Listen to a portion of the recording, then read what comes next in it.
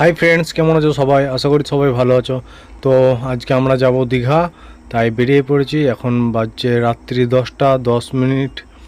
আমরা এখন পেট্রোল পাম্পে আছি, তেল ভরবো এবং বেরিয়ে পড়ব। যেহেতু আমাদের রুম বুক করেছিল, তাই সকাল সকাল পৌঁছে গিয়ে আমরা বেরিয়ে পড়লাম সমুদ্রের উদ্দেশ্যে।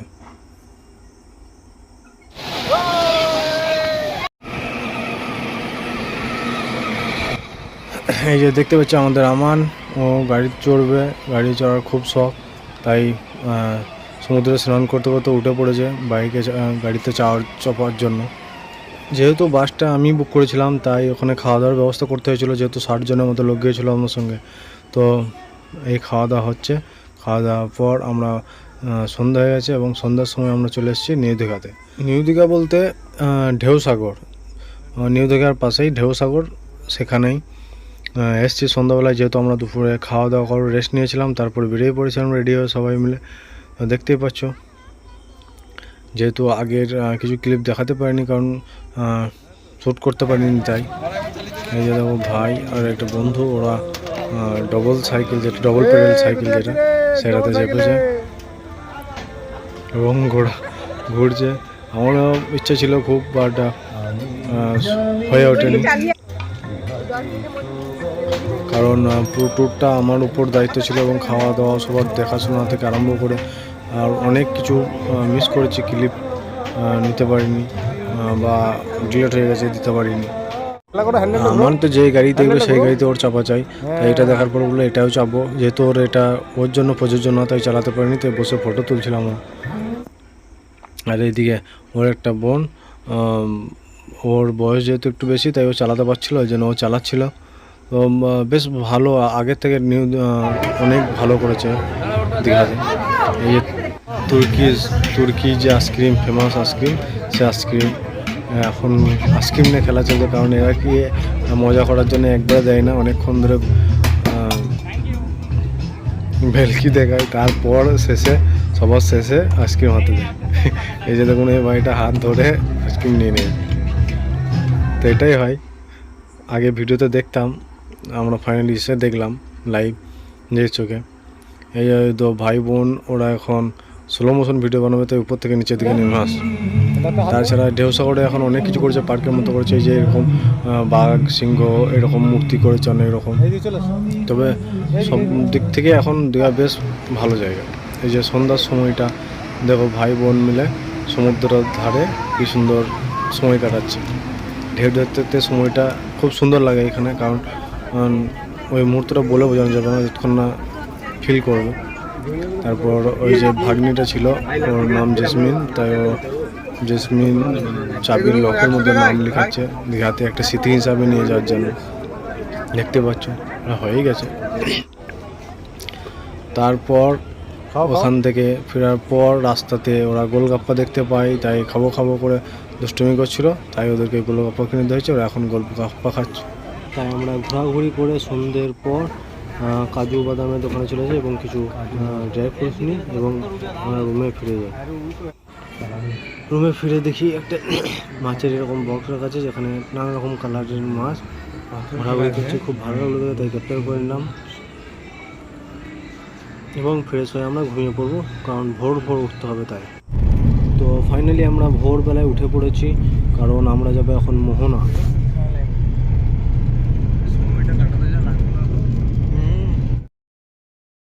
তো ফাইনালি আমরা চলে এসেছিলাম সকাল সকাল মোহনার তীরে। তো মোহনায় এসে দেখলাম যে মাছ যারা ধরে বা রাতের মধ্যে ধরেছে, তারা একে একে ফিরে আসছে প্রত্যেকটা নৌকার মাধ্যমে।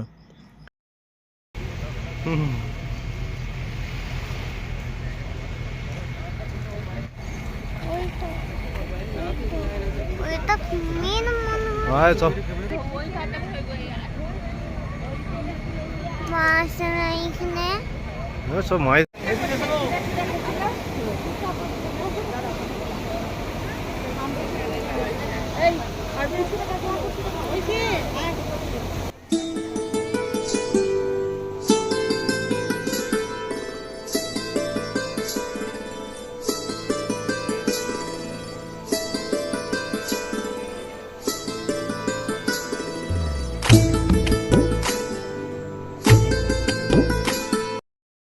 শান্ত মোহনার ধারে সুন্দর পরিবেশের সঙ্গে কিছু ফটো শ্যুট করছিলাম, যেগুলো ইনস্টাগ্রামে দেখতে পাবো।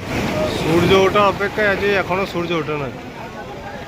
লাইভে যতবার দিকে আসছি একবারও সূর্যটা দেখতে আমাদের কপাল এত খারাপ যে যতবার দিকে আসছি সূর্য ওঠা দেখিনি, কারণ এত কুয়াশা ছিল যে 10টা 11টার পর সূর্য দেখা গেছে।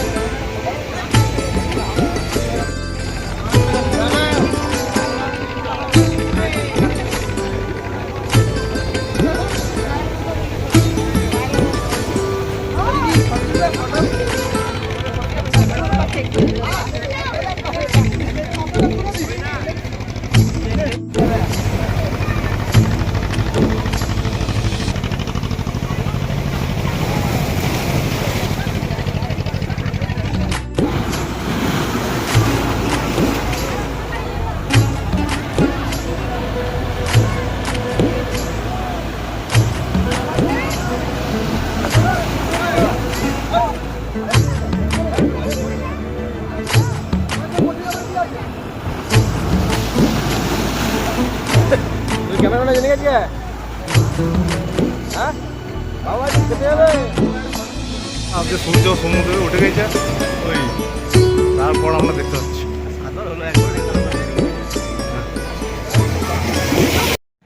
এত অপরূপ দৃশ্য শুধুমাত্র সমুদ্রের ধার না গেলে হয়তো উপভোগ করা যায় না বা বলা যাবে না। তো আমার মনে হয় যারা ভ্রমণ পিপাসু তারা অবশ্যই এসো দীঘা এবং এনজয় করো, এবং যারা বেড়াতে ভালোবাসো, ঘুরতে ভালোবাসো, প্রকৃতি উপভোগ করতে ভালোবাসো, তারা অবশ্যই মাসে হোক বছরে হোক একবার হলেও ছুটে যেও সমুদ্রের ধার। আশা করি খুব ভালো লাগবে। এখানে আমাদের একটা বিপদ হয়ে গেছিলো, তো ভিডিও শ্যুট করতে করতে ফোন জলে পড়ে গেছিলো। তো ভিডিও শ্যুট করার সময় খুবই সাবধানে থাকবেন।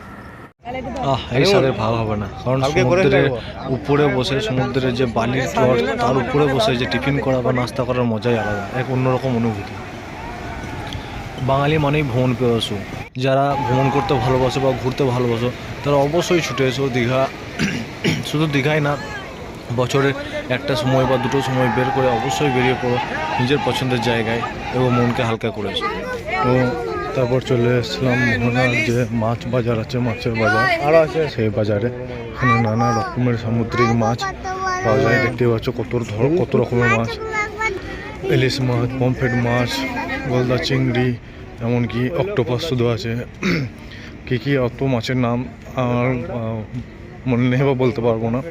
এখানে কাঁকড়া আছে, আমার তো ফেভারিট পমফ্রেট আছে, এই যে অক্টোপাস, কাঁকড়া, চিংড়ি, যত রকমের সামুদ্রিক মাছ সব মাছ এখানে পাবে। আর যারা পার্সেল করে নিয়ে যেতে চাও তারাও পার্সেল করে নিয়ে যেতে পারবে, কারণ এরা বরফের মধ্যে একটা কার্টুনের মধ্যে পার্সেল করে রেডি করে দেয়, যেগুলো বাড়ি অবধি পৌঁছানো যায় যাতে, সেভাবে রেডি করে দেয়। চাইলে পার্সেলও নিয়ে আসতে পারো, এমনি নর্মাল কিনে নিয়ে এসে রান্না করেও খেতে পারো হোটেলে। তো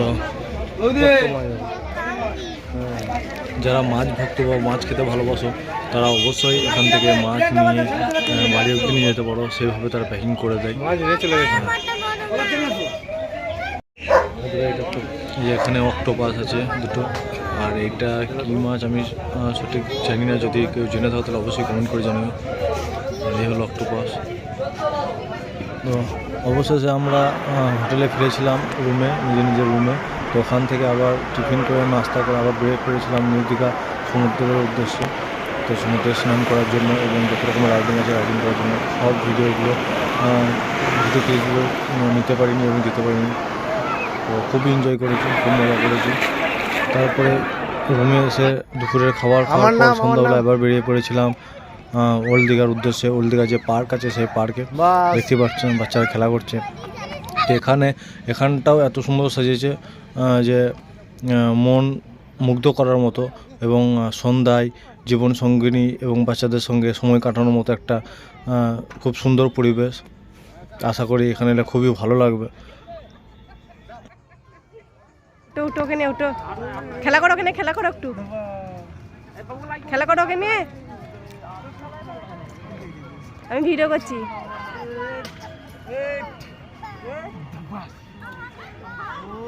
হ্যালো আমাদের পাঠালাম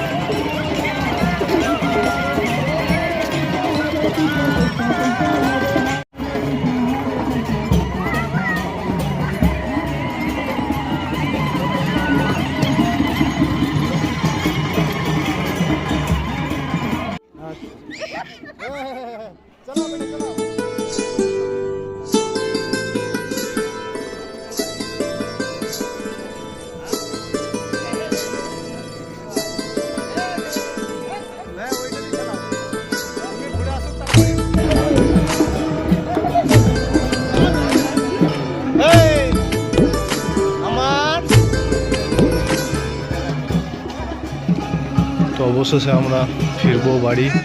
আর ভিডিও যদি ভালো লাগে অবশ্যই লাইক করো, চেষ্টা করবো পরবর্তীতে আরও ভালো ভিডিও বানানো।